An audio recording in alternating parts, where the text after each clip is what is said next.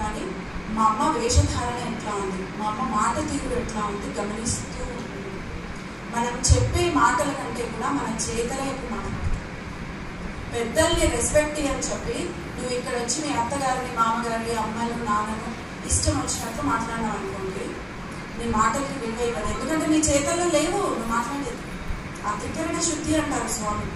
నువ్వు మాట్లాడేది, నీ ఆలోచన, నీ చేతల్ని అంత పొంతనుండాలి, కుదరదు అట్లా అంటారు.